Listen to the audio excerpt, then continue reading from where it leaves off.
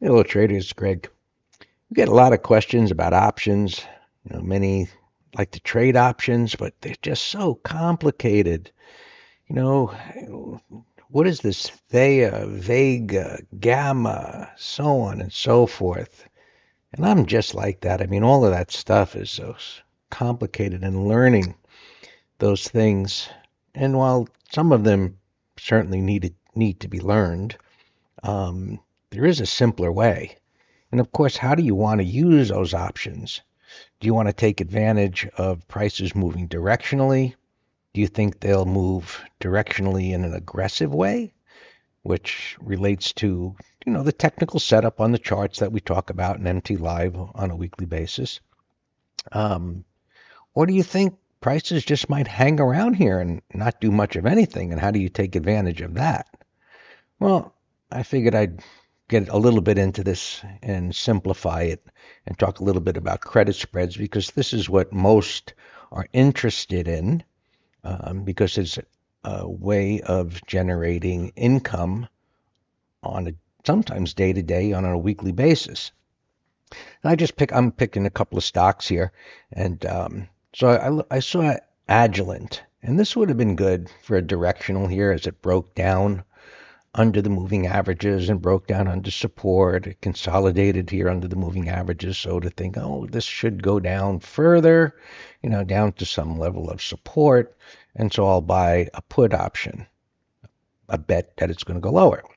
Well, okay, which put option? What strike? What time to expiration? All of that starts to make things a little bit more complicated. Um, and that's part of what we do here, and especially Dan in the advisory letter or the weekly options trader. But the weekly options trader is just focused on short-term credit spreads, usually a day, 3 days, a week, a little bit more than a week. So the shortest time to expiration where we can find that there's premium. So coming across this particular stock, I saw a pattern and I said, well, it's in a downtrend. It started to accelerate lower. It looked like it was going to go lower. And it retraces a little bit up to what we call minor resistance. No big deal. And so as it comes down, that suggests it's going to break down under the lows here. I continue the downtrend. I've got a weekly chart here. And I see, well, it did break down.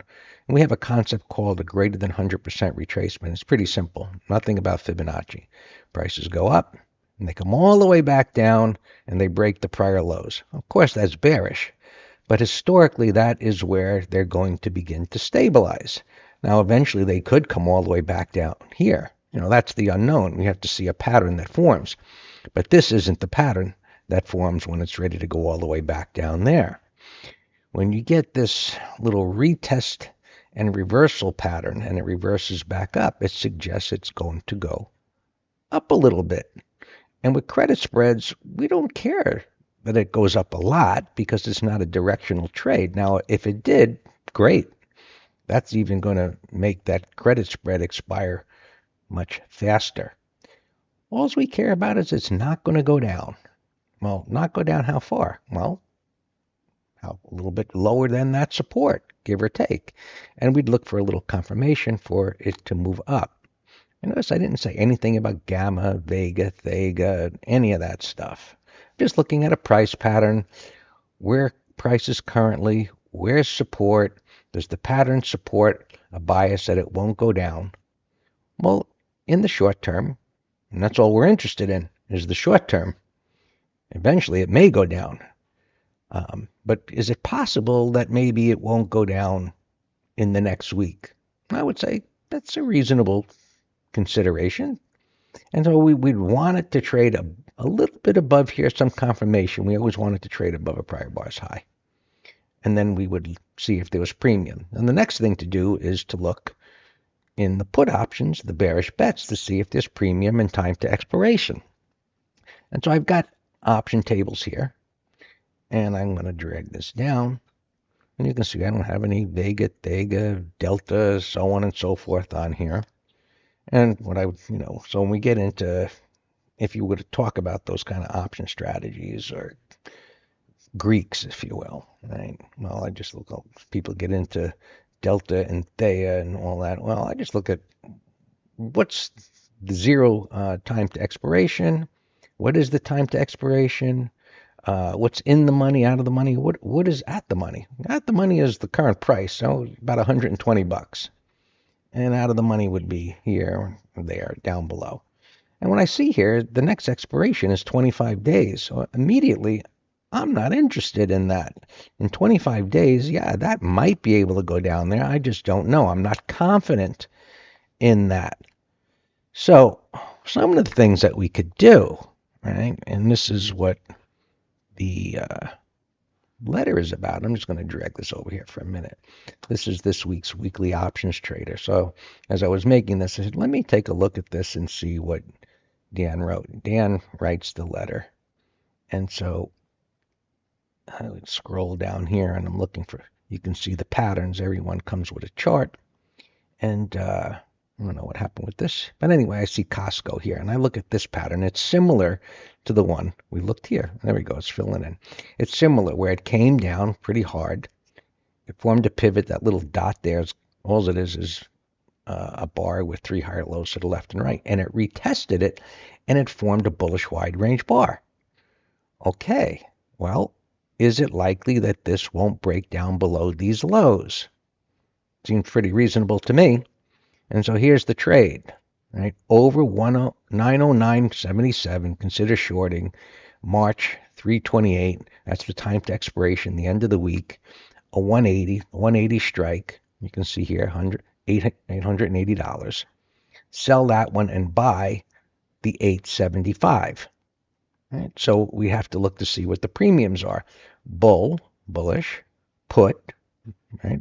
Bearish bets, but we're bullish and we're going to sell these put options and we're going to sell one and buy one. And so we're going to sell the more expensive one, the 880, and we're going to buy the lower price one. And the difference is the credit spread for a limit of 50 cents. Right? It closed at 51 cents. So if it goes up a little bit, Dan is anticipating that they'll be worth a little bit less money. And sometimes they pop up and it'll be worth 48 cents and then it'll come back down and you can get the 51 cents. So it moves a little bit. And there's an explanation as to why. Right? It's a climactic buy setup and a bullish reversal. And you've got a stop loss there that limits the loss. Okay, so let's go back here and type in Costco. C-O-S-T. And we use this platform for scanning. You can see top-down approach, broader markets, S&P sectors, other ETFs, and other subsectors. And so I was to click on any of these and then have scans in here to look for certain patterns, bullish 180s, so on and so forth. So probably either Dan found this with wide range bars. I can take a look here. Anyway, take my word for it. You would just click on S&P 500 or NASDAQ 100 and then click here and look for wide range bars.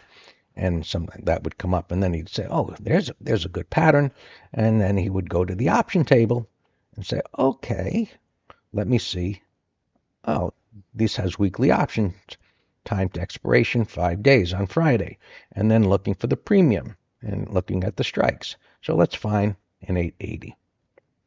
And so here's an 880, and you see the price there, 246 by, well, that's volume, 218 by 246.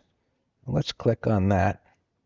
We don't use this for trading. We just use it for scanning, but it gives you the idea because it has this in here. And just to show you. So short a bull put credit, doesn't say credit, but spread.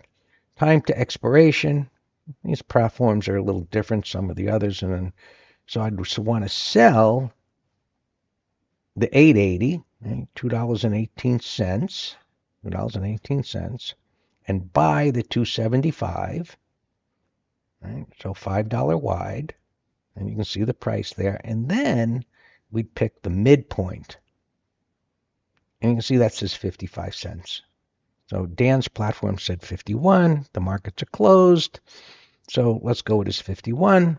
And you see how simple that is. You pick one to sell, you pick one to buy, you pick the midpoint, you press the button when the market's open, That's your limit, and it's a limit order, meaning if you can't fill me at the price I want, don't fill me at all. So fine, it wiggles around a little bit, and that's the essence of credit spreads. It's pretty simple. Um, we look for patterns. Some option traders don't use patterns. We always look for patterns because they give us a huge advantage. As you can see, we look at a pattern and common sense would say, well, that's extended. Here's your weekly chart. It's on support. It's on some support, which is good. It's another thing. And if it can move up a little bit, is the probability relatively high that Costco can stay above that price for the next 5 trading days? And we don't have to hold it until the end of the week. If for some reason Costco moves up and it clears this resistance area, those options are going to expire relatively quickly, even though they have some what's called time premium because they're not fully expired until Friday. If this goes up, that 50 cents could quickly only be worth 25 cents, a dime, a nickel, right? And so we would close those, right, half, maybe at 50% profit, and so on. And you would get updated through text messaging intraday to say, hey, raise the stop, sell half, sell it all. We don't have to hold it until Friday. And that's how credit spreads work. We look for charts, we scan for patterns like wide range bars, bullish 180s, range expansions, 1, 2, 3 patterns, and so on.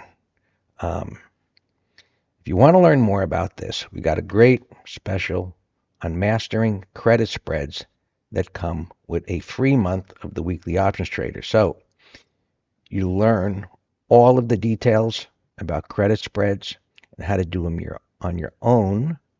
Layouts like this are shared with you if you use the platform. You get access to the Weekly Options Trader for the next 30 days. So it's a great way to get started with education. In addition, Dan will be doing follow-up coaching, so you get monthly coaching sessions, continuing education forever. Even if you stop subscribing to the letter, because once you learn how to do this on your own, you can scan for them, you can find your own credit spreads and place your trades. You may not need the letter, but look, the work is being done and pointing you in the direction day to day. And so, as always, if you have any questions, email us, Greg and Dan at Master Trader.